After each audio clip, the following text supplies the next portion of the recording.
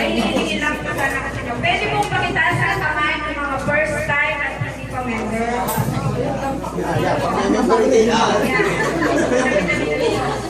Ngayon po, kailangan nyo magpasalamat sa taong nag-invite sa inyo. Katabi niyo po ang nag-invite sa inyo? Samatan niyo po siya. Ako po si Rosel Bihasa. 15 years na po ako sa Italy. Kasabuan po, Italy. Hong Kong dahil hindi ko naman po inanin nasa Hong Kong po kasi umuwi kami ng bansa. Marami po kami nakakasabay sa aeroplano na galing Dubai, Hong Kong. Lagi na sinasabi, wow, ang swerte mo naman, nasa Italy ka. Ganun nga po, totoo po yun. Dahil kung tutusin po, malaki naman po sinusweldo namin mag-asawa. Ang asawa ko po yung sinusweldo ng almost 130 a month. Pag may overtime, ako po, mga 90 a month. Pero hindi po kayo nagtataka kung ba't ako nandito sa harap ninyo ngayon at ako'y nasa global.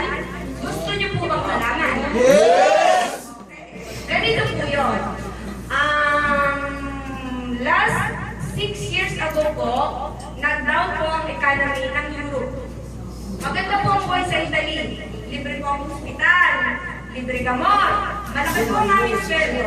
Pero simula po ng bumagsak ang economy ng Europe, nag-iba po ang buhay.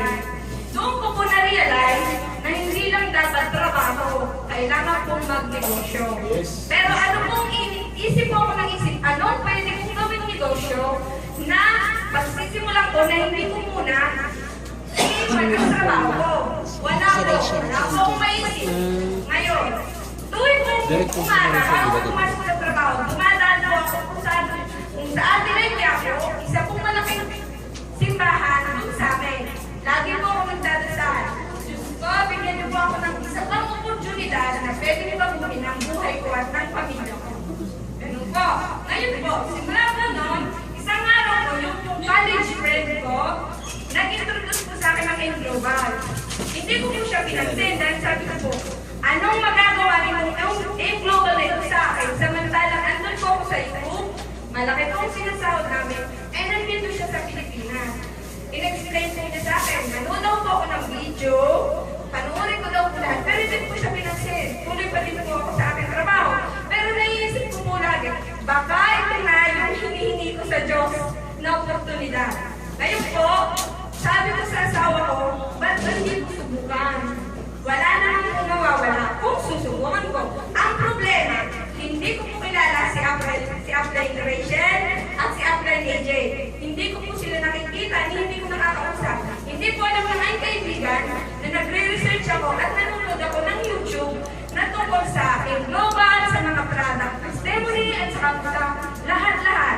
Ngayon po, habang nanonood ako, parang nai-inspire po, iniisip ko, kung naalala ko yun, napanood nyo yung tao na kasama sa trip sa Hong Kong na magkakampo.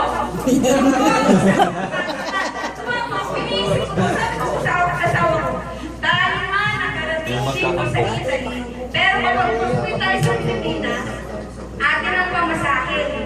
Umuwi tayo, nag-iipon, pero pagbalik natin dito, zero na po kami. Ganyan po mga OFW. Ipon-ipon, pag-uwi sa Pilipinas, gagastusin ng pera, babalik ulit doon. Wala na naman, simula ulit. Ngayon po, sabi ko, kung ang magkakampo nakapunta sa Hong Kong, ako na nasa Italy, gusto ko na umuwi sa Pilipinas, habang buhay. At dito po ako. Kahit masarap ang buhay doon, iba po dito sa Pilipinas. Yes! Yes!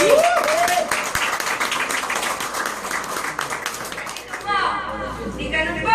Sabi po sa akin, nag-isip po sa akin kay Tito po, magpadala na po ako ng pera ang membership kay Rachel. Sabi ko po, magpapadala ko ng pera, 150 euro para sa membership. Pero inisip ko po, maliit sa pera lang po yung para sa amin dahil malaki na po kita namin. Pero pera pa din po yun. Hindi ko siya kilala. Hindi ko nakikita. Sa Facebook ko lang nakakausap. Pero ang sabi ko ng asawa ko, kung hindi mo susubukan, ngayon pa lang, talo ka na. Yes! Yes! Sabi po niya sa akin, magpadala ka ng pera.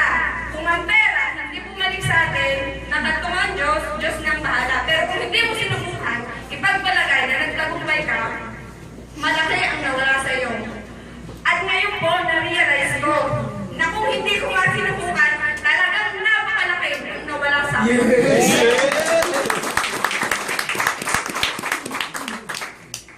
po, may nagpadala po ako sa kanya ng pera.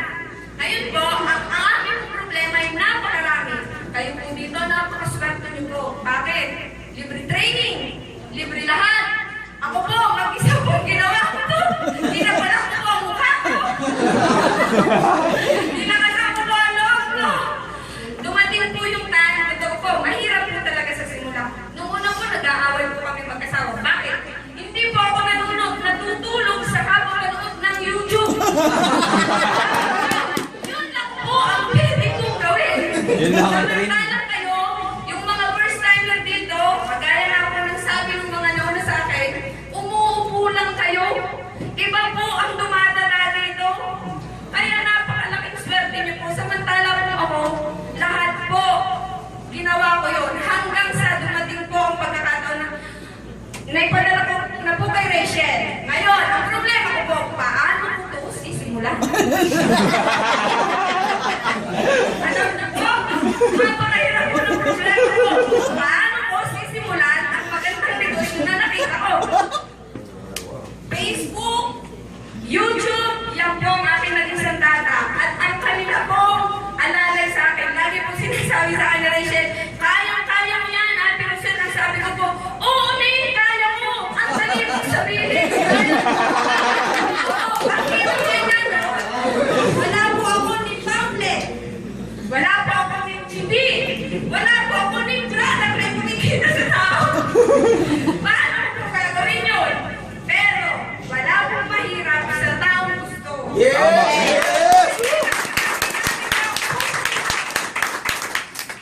Lahat po ng bagay may paraan. At lagi ko pong sinasabi, lahat ng bagay may dahilan. Una pong iisipin nyo, bakit na-introduce nyo sa inyo? May dahilan po. Dahil gusto po ng inyong mga kasamahan, ng inyong mga kaibigan, na maging kagaya nila din kayo na walang problema sa pera at malusog ang pangangatawan dahil napakaganda po talaga ng iyong luha. Ngayon po, ganito po, nag-research po ako. Research! Nagawa po ako ng libro. Meron na po ako yung bala. Ang problema po, paano po siya nilalala sa tao? Hindi nyo po alam. Dahil unang-una, sabi nga po, pag ini-invite niyo yung tao dahil gusto nyo siyang yumaman din. Concern kayo sa kanila. Alam niyo po kung sino una kong nilapitan? Nanay ko, kapatid ko, tita ko, mga pinsan ko, sa kagandahan ko, ni isa, walang na-join sa akin. Discourage na lang ako. Hindi po ako na-discourage. Alam niyo po, sabi ko, isang araw, mangyayari sa akin ang nangyari sa iba. Babangkang ko kayong lahat. Pero maganda po yung intention ko. Wala po, ayaw po nila mga. Patuloy pa rin po ako. Marami pong tao dahil tuwing po summer doon sa amin sa Italy, may basketball league. Naladala ko po ang aking libro. At ang kapal ng mukha ko. Hindi ko pa alam kung paano ko lalapit. Nagkataon ko na yung mister ko may kumpare. Yung po ang inuna namin lapitan. Talaga pong pinakita ko sa kanya yung libro, yung ingredients ng mga, alam nyo naman po tayo mga Pilipino. Nakita, makulay, maganda, abana, nung nakita po nila yan, unti-unti nang nagdaisan, nakikitingin, pero hindi din po sila nag-join dahil ang sinasabi po nila, ang hirap niyan, baka maloko ka. Nung mga time po yun, wala pa po sa akin ang product ko. Pero sinisimulan ko na po dahil ang sinabi ko po sa sarili ko, kung ipagpapabukas ko ba ito, maghihintay pa ako, walang mangyayari. Ang mahalaga po yung oras. Ngayon, hindi man po sila nag-join sa akin, at least na ipaalam ko po na meron akong ginagawa. Yung po maganda. At man po kayo, okay lang po yun dahil napakadami ko din pong beses na-reject. At ang sinasabi ko sa inyo, yung papuntao na akala ko ay maniniwala sa akin at mag-join sa akin, ang unang nagdadaw sa akin. Ngayon po, dati, pag nakikita po akong online sa Facebook, dahil online lang po kami, madami. Dahil po trabaho, matawag trabaho, ang nakakalumilo ko lang po mga kamag-anak ko. Sabi ko nga po sa inyo, yung mga kamag-anak ko, pag nakikita pa lang ako, naglalayo na dahil alam na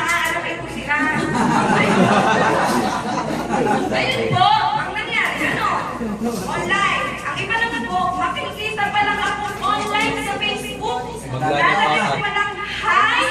Alam nyo, ang sunod na nangyayari, nawawala na sila. Nawawala na Maglalagaw.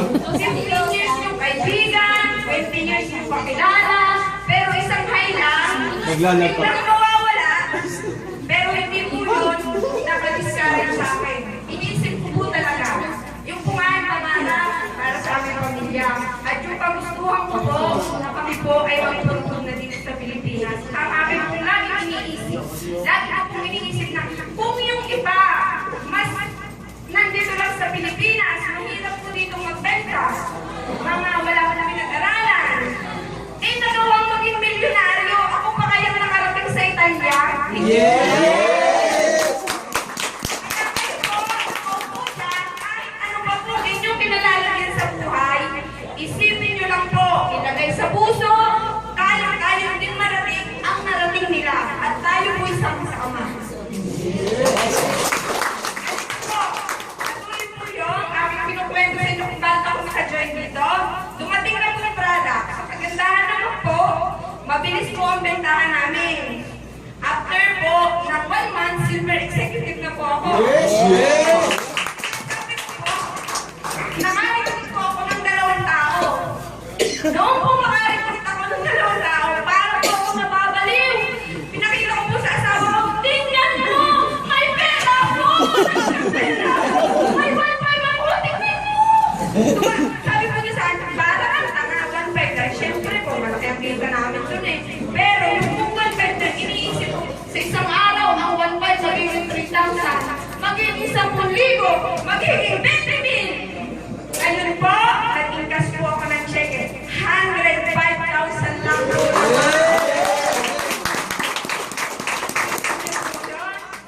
Tapos po, may 200 na downlines na ako sa Italy. Lahat po ng pinaghirapan ko, unti-unting natutupad. Sumunod po, si Rachel po nga pala nalipot ako. Sabi niya sa akin, ate, mas maganda 7 account. Sabi ko, niloloko yata ako ng bata ito. Madating ang prada ko, gusto na lang magpadala ko ng pera. Pero sabi po niya, sige na, panukutin mo ito ate, para rin din sa'yo. Kaya, yung po mga nag-i-invite sa inyo, hindi po kayo nila ini-invite. Para lang sila kumita. Dahil yun din po ang unang naramdaman ko dun sa kaibigan ko. Ay, kaya pala nito ko na-invite. Gusto may 500 sa akin. Pero nung po naunawaan ko at nararamdaman ko na ang resulta ngayon, unti-unti, ang sabi ko po sa sarili ko, salamat sa kaibigan ko dahil in-introduce niya sa akin ang InGlobal. Dahil kung hindi po, wala po akong nakikitang maliwanag na daan para mas maagap na marating ang aking pangarap para sa aking pamilya at para sa aming mga anak. Mahirap po kung iisipin dahil talaga pong mahirap. Pero kung kayo po'y determinado at gusto niyong magbago ang inyong buhay, ay talaga pong magbabago ang buhay niyo. Totoo po, dahil ako po'y nandito ngayon. Dati po pag nagbabakasyon kami, uuwi po ako dito, ang inipon ko po ng 2 taon, in 1 week, 1 buwan po, magbalik kami doon, wala ako kahit 5. Isipin niyo po, ngayon po, babalik ako ng Italy, may 105 ako sa bangko, may laman ng pera ko, madami akong repeat na prana, pagdating ko doon, may another 60,000 na naman po ako. Yun po, ngayon ang nararanasan ko, kaya kung kayo po, hindi pa nag-jojoy, ang masasabi ko lang sa inyo, huwag kayong lalabas ng pinto na hindi kayo nag-pipili. Malaki ang mawawala sa inyo. Nasaan na po yan? Dahil sa kahihintay nyo, isang araw, maging downline pa kayo nang i-invite pa ninyo. Yung po, yung tatandaan. Kanina po, sabi na po ni Ablay, sa tatawag lang ng aming downline sa Italy, may 13 payroll po kami. Yes. Hindi pa po namin na-encode yung 6 na dapat ay i-encode namin. Isipin niyo po kung gaano kasarap at kasaya kapag ganito na ang nangyayari sa inyo. Ayaw niyo po ba ng ganito? Gusto. O ano pa?